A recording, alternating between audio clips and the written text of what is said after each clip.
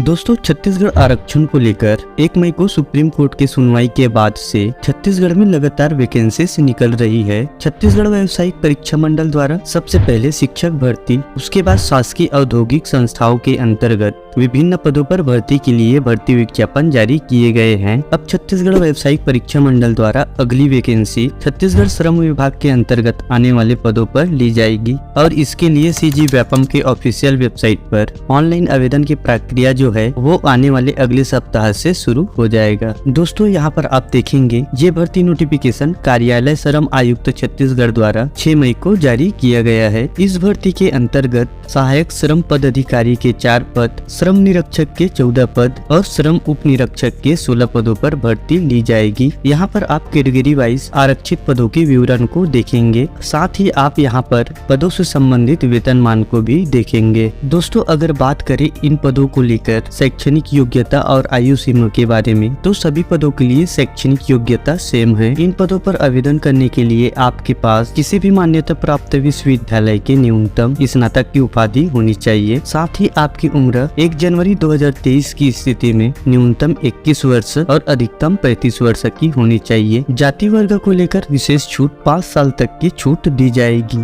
अगर बात करें इस भर्ती के सिलेबस के बारे में, तो तीनों पदों के लिए सिलेबस सेम है। सामान्य अध्ययन से 80 अंकों के 80 प्रश्न पूछे जाएंगे, जिसमें सामान्य अध्ययन और छत्तीसगढ़ के सामान्य अध्ययन के बारे में पूछे जाएंगे। भाग 2 में 20 अंकों का 20 प्रश्न पूछे जाएंगे, जिसमें कंप्यूटर से संबंधित सामान्य अध्ययन का प्रश्न पूछे जाएंगे। भाग 3 में योग्यता परीक्षण से संबंधित 50 अंकों का 50 प्रश्न पूछे जाएंगे, जिसमें सामान्य मानसिक योग्यता से प्रश्न पूछे जाएंगे। अगर बात करें इस भर्ती के लिए परीक्षा पैटर्न की, तो कुल 150 अंकों का 150 प्रश्न पूछे जाएंगे, जिसके लिए समय 150 मिनट का दिया जाएगा और इस परीक्षा में 1/4 के हिसाब से माइनस मार्किंग भी रहेगा। और दोस्तों, इस भर्ती के लिए परीक्षा केंद्र छत्तीसगढ़ के सभी संभागों के मुख्यालय जिलों पर ही दिया जाएगा। तो दोस्तों, इस भर्ती के लिए ऑनलाइन आवेदन की प्रक्रिया आने वाले अगले सप्ताह से शुरू होने वाले हैं। अगर आप किसी कारण से शिक्षक भर्ती के लिए अपात्र है, तो आप इस भर्ती के लिए आवेदन कर सकते हैं।